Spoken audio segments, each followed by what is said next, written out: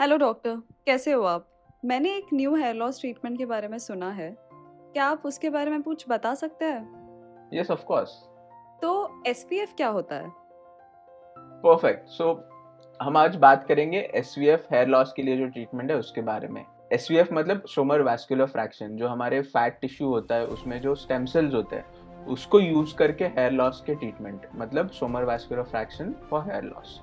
इसको अलग अलग नेम से जाना जाता है। कुछ लोग इसको नैनोफैट बोलते हैं, कुछ लोग इसको adipose derived stem cell treatment कहते हैं या ईसीएम ट्रीटमेंट कहते हैं। सो अलग अलग नाम है। बेसिकली फैट क्या होता है कि हमारे फैट में स्टेम सेल्स होते हैं जिनको एडिपोज डिराइव्ड स्टेम सेल्स कहते हैं। इनको हम फैट से सेपरेट करके प्रोसेस करके स्कैल्प में इंजेक्ट करते हैं, जैसे हम पीआरपी या प्लेटलेट रिच प्लाज्मा थेरेपी करते हैं और वो इंजेक्ट करते हैं। उसी तरह ये फैट के स्टेम सेल्स को सेपरेट करके हम हेयर में इंजेक्ट करते हैं और इसका इफेक्ट्स हमें देखा जाता है। क्या फैट स्टेम सेल्स सच में कंट्रीब्यूट करते हैं हेयर ग्रोथ में?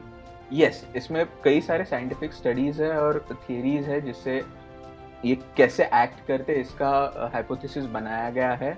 दो तीन चीज़ें हैं। एक, ब्लड वेसल्स इंक्रीज करते हैं ये। सो ब्लड वेसल्स इंक्रीज करके जो ब्लड फ्लो है, जो ऑब्जर्व किया गया है कि हेयर लॉस में कम हो जाता है, वो इम्प्रूव हो जाता है। सेकेंड है एंटी इन्फ्लेमेटरी प्रॉपर्टीज। सो जो फैट के स्टेम सेल्स में कुछ ग्रोथ फैक्टर्स होते हैं जो एंटी इन्फ्लेमेटरी इफेक्ट देते हैं। हमें पता है कि हेयर लॉस में इन्फ्लेमेशन भी एक, माइक्रो इन्फ्लेमेशन भी एक फैक्टर अभी जाना गया है जो हेयर लॉस कॉज करता है। तो ये एंटी इन्फ्लेमेटरी इफेक्ट से भी वर्क करता है। क्या आप ये बता सकते हैं कि कौन आइडियल कैंडिडेट्स होते हैं एसपीएफ ट्रीटमेंट के लिए? सो जो पेशेंट्स में हेयर थिनिंग है, सो वो हार्मोनल हेयर लॉस हो, एंड्रोजेनेटिक एलोपेशिया, कोई भी मेल पैटर्न का या फीमेल पैटर्न का, या एक्यूट हेयर लॉस हो जैसे टीलोजन ईफल्वियम होता है स्ट्रेस की वजह से, न्यूट्रिशन की वजह से, इन सभी टाइप्स में जिसमें हेयर थिनिंग है, इनमें ये हेल्प करता है। जो पेशेंट्स को बॉल्ड पैचेस हैं, जो पूरा जो हेयर फॉलिकल्स है डिस्ट्रॉय हो चुके हैं, उनमें ये नहीं काम करता। बट अगर थिनिंग है, हेयर लॉस प्रोसेस में है, तो ये ज़रूर हेल्प करता है इन पेशेंट्स में। क्या आप इस प्रोसीजर को एक्सप्लेन कर सकते हैं? एक्सट्रैक्टिंग और प्रोसेसिंग एसपीएफ कैसे कर सकते हैं? Yes of course. सो इनमें तीन स्टेप्स होते हैं। एक होता है हार्वेस्टिंग, प्रोसेसिंग और इंजेक्शन। हार्वेस्टिंग में क्या होता है, जैसे हमारा ब्लड लिया जाता है वैसे ही अपने अम्बिलिकस के यहाँ, पेट के यहाँ एक छोटा सा होल करके 1.5 मिलीमीटर का, उसमें से कैन्युला इंसर्ट करते हैं और सक्शन का हेल्प से हम फैट को बाहर निकालते हैं।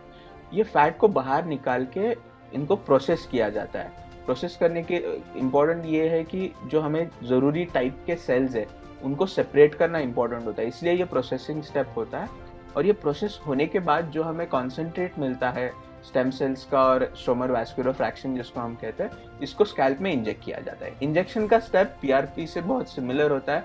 स्कैल्प को हम एनेस्थेटाइज करते हैं और फिर छोटे छोटे सिरिंजेस से ये स्कैल्प में इंजेक्ट किया जाता है।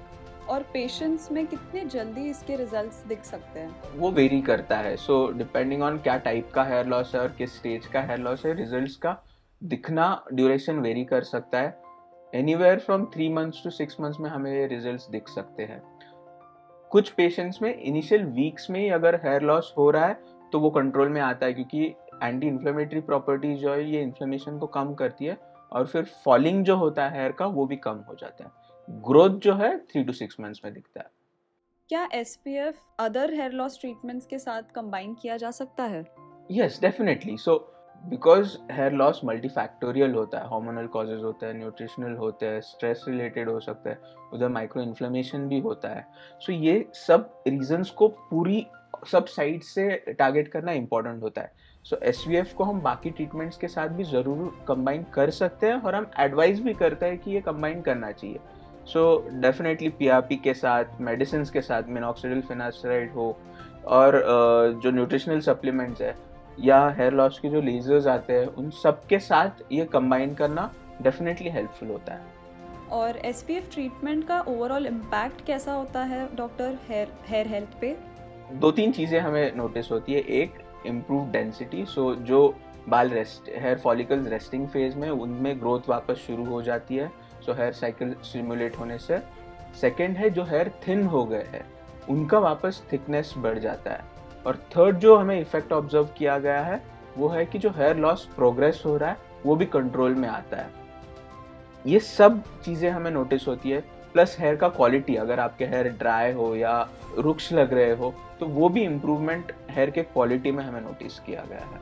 और क्या इस पे कोई स्टडीज़ या क्लिनिकल ट्रायल्स इफ़ेक्टिवनेस सपोर्ट करने के लिए है? डेफिनेटली है। ये बहुत रिसेंट एडवांसमेंट है, रिसेंट टेक्नोलॉजी है हेयर लॉस के लिए। सो पिछले 5 to 7 इयर्स में ये अराउंड द वर्ल्ड जो डॉक्टर्स है, साइंटिस्ट है, वो इस पर रिसर्च कर रहे हैं। मोर देन 15 स्टडीज़ आज इसके ऊपर अवेलेबल है फ्रॉम अराउंड द वर्ल्ड। बहुत सारे पेशेंट्स पे जो अलग अलग डॉक्टर्स है उन्होंने जो स्टडी किया है उससे की वजह से इसके इफ़ेक्ट्स जो है, जैसे मैंने बताया कि increase in hair density, thickness increase होना बालों का, ये सब ऑब्जर्व किया है। कुछ स्मॉल सबसेट ऑफ पेशेंट्स हैं जिनमें रिजल्ट्स नहीं भी ऑब्जर्व किए गए हैं, तो इस पे भी अभी साइंटिफिक रिसर्च शुरू है कि कौन से पेशेंट्स में ये हेल्प होता है, कौन से में नहीं इफेक्ट दिखता। ये ऑनगोइंग साइंटिफिक स्टडीज का सब्जेक्ट है, but definitely around the world studies है, पॉजिटिव इफेक्ट्स भी देखे गए हैं। मैं ये स्टडीज को नीचे लिंक भी करूंगा ताकि आप उसको अगर इंटरेस्ट है तो पढ़ भी सकें। Thank you so much doctor. क्या आप इस टॉपिक को पूरा समराइज़ कर सकते हैं हम सब के लिए? Of course. सो जैसे हमने देखा कि ये एक रिसेंट एडवांस है, रिसेंट टेक्नोलॉजिकल एडवांसमेंट है हेयर लॉस के ट्रीटमेंट के लिए। हेयर लॉस मल्टीफैक्टोरियल है, अलग अलग कॉजेज होते हैं, तो अलग अलग ट्रीटमेंट्स इन अलग अलग कॉजेज को टारगेट करती है। SVF जो है वो कैसे टारगेट करता है, तो ये ब्लड सप्लाई इंप्रूव करता है, हेयर साइकिल को रीसेट करता है, वापस हेयर ग्रोथ फेज में ट्रांसफर कर देता है और इन्फ्लेमेशन कम कर देता है। इससे ये एक्ट करता है। सिंपल प्रोसीजर है, स्ट्रेट फॉरवर्ड प्रोसीजर है, एकदम छोटा सा होल बना के वहाँ से जैसे ब्लड लेते हैं वैसे ही फैट को सक्शन आउट करता है, प्रोसेस करता है, इंजेक्ट करता है। पोस्ट ऑपरेटिवली भी आप बहुत कंफर्टेबल होते हो, कोई भी ऐसा बहुत पेन है ऐसा कुछ नहीं होता है, कंफर्टेबली ये प्रोसीजर हो जाता है और आप अच्छे से कर सकते हो। क्या ये प्रोसीजर आपके लिए सही है या नहीं, ये देखने के लिए आपको आपके डर्मेटोलॉजिस्ट के पास विजिट करना है, उनकी राय लेना बहुत ज़रूरी है। Thank you so much doctor. Thank you.